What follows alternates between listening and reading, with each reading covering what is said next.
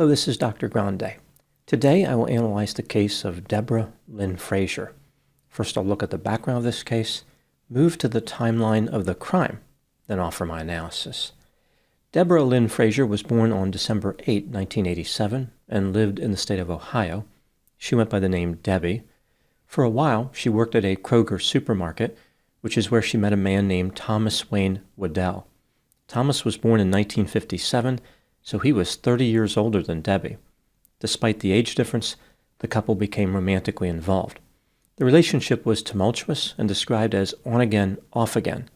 By 2023, the couple lived in the Sandhurst Apartments on Sandhurst Drive in Zanesville, Ohio. Now moving to the timeline of the crime. On August 10, 2023, at 1:26 p.m., Debbie Frazier called 911 and told the operator that she just arrived at her boyfriend's apartment. The door was ajar, and it had been ransacked. While still on the phone with the operator, Debbie screamed that there were men in the apartment. At this point, the faint sound of a gunshot could be heard in the background. Debbie then cried that she had been shot. The police arrived at the apartment soon after this. Here's what they found during the course of their investigation. Debbie was bleeding from a gunshot wound to her leg. She told officers that two white men wearing masks had come out of the bedroom when she was in the apartment and shot her before leaving. Next to Debbie on the ground, there was a .22 caliber revolver, which was the weapon used to shoot her in the leg. The revolver had been purchased by Thomas in 1990. In the back room of the apartment, the police found the body of 66-year-old Thomas Waddell. He was wrapped in a comforter, garbage bags, and duct tape. His cause of death was not immediately clear because his body was transported to the coroner, still wrapped up. Later, it was determined that he died from a gunshot wound to the head sometime around 9 p.m. on August 9, 2023, about 16 hours before Debbie called 911. The weapon that killed him was the .22 caliber revolver found near Debbie. Again, this was his gun. Nothing was missing from the apartment, including multiple firearms. This struck the police as unusual. Burglars are typically big supporters of gun theft. On the floor of the apartment, there were torn-up photographs of Debbie and Thomas.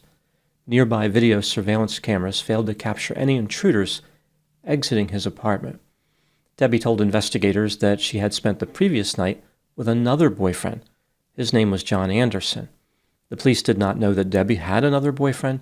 They went to speak with John to find out more information. He told them he was unaware that Debbie was romantically involved with Thomas, although he did know who Thomas was. She had told him that Thomas had dementia and she was his live-in nurse. John described a bizarre request that Debbie had made recently. She asked him to leave a voicemail for Thomas pretending to be an agent from PNC Bank. Using text messages, Debbie explained to John that Thomas was having a problem related to Alzheimer's, and his granddaughter was trying to explain something to him. According to John, Debbie contacted him on the evening of August 9 and wanted to go for a ride.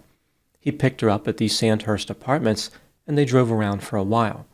They ended up in Dresden, Ohio, where Debbie walked off for a while, claiming that she was talking to a counselor. Sometime between 11 a.m. and noon on August 10, John dropped Debbie off at the Sandhurst Apartments.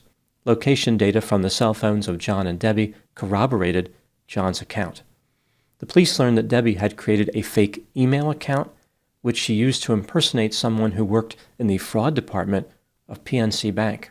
She used the account to send herself messages as if they came from a fraud claims representative discussing a fraud where Thomas was the victim. Debbie had conducted several curious internet searches on her cell phone in the days leading up to the murder. For example, on August 5, 2023, 4 days before the murder, she searched how to load a gun. On August 6, she searched how to load a revolver pistol, how to know what ammo your gun uses, and will a gun for the wrong ammo.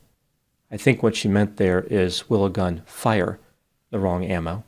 On August 9, she searched how to uncock the hammer on a revolver, what does .22 ammo look like, and worst place to get hit in the head. On the same day, August 9, Thomas was murdered at around 9 p.m. On August 10, at 8:16 a.m., Debbie searched, "How long does GSR stay on skin?" GSR stands for gunshot residue. On the trash bags and duct tape that were around the body of Thomas, the police found Debbie's DNA. Her hair was also found stuck to the duct tape. In a book bag that was near the front door of the apartment, the police found a glove. Debbie's DNA was on it, as well as gunshot residue. The police developed a theory of the crime. They believed that Debbie approached Thomas from behind as he was sitting in his recliner. She shot him one time in the head. This occurred on August 9. At some point, she wrapped up his body and put it in the bedroom. On the next day, August 10, she staged the entire scene with the 911 call and shot herself in the leg. Debbie acted alone in the murder. Her boyfriend, John Anderson, was not involved. He was innocent. The police went to Genesis Hospital to interview Debbie. She told them the same story that she supplied at the scene. She entered the apartment. Before she made it to the back room, two mysterious intruders stepped out of that room. They shot her in the leg and fled. When the police mentioned gunshot residue, Debbie changed her story a little bit. She claimed that before the men shot her, she grabbed the revolver with both hands. The police told Debbie that Thomas had been found dead. They, of course, believed she already knew he was dead. Debbie had a dramatic reaction to this news. The police then confronted her with some of the evidence they discovered, like the search on her phone about gunshot residue. At first, Debbie denied any knowledge of that search. Later, she changed her story, saying that she was researching firearms because she was thinking about fatally using one on herself. On March 18, 2024, Deborah Lynn Frazier pleaded guilty to murder with a firearm specification, tampering with evidence, and gross abuse of a corpse.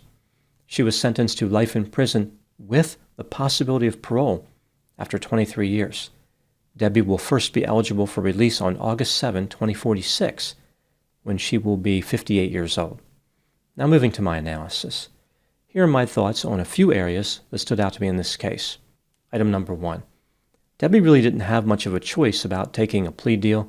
She definitely would have been convicted if the case went to trial because there were many convincing inculpatory factors. A few examples.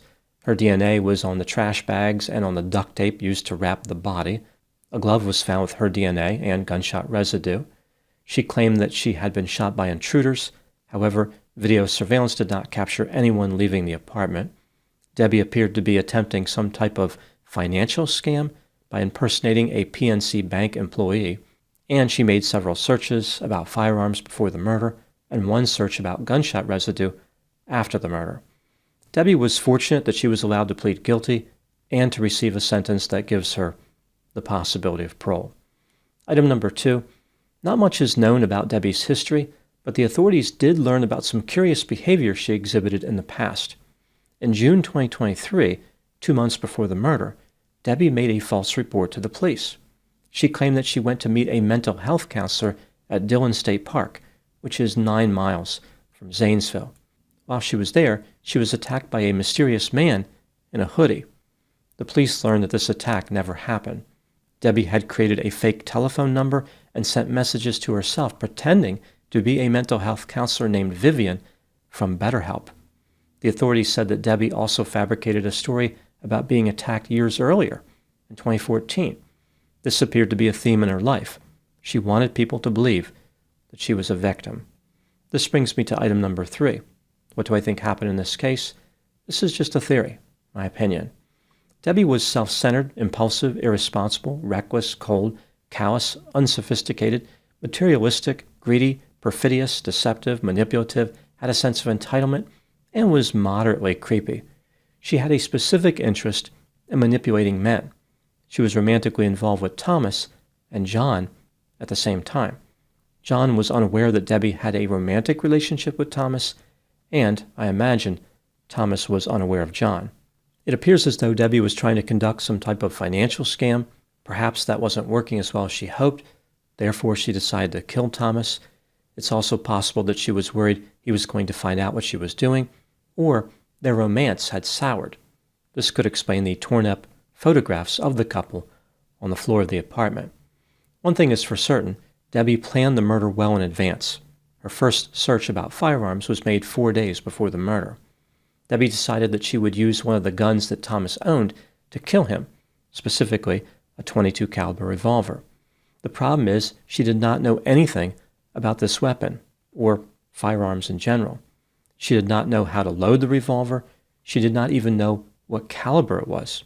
Internet searches showed her how to operate the revolver and even where in the head to shoot Thomas to cause maximum damage.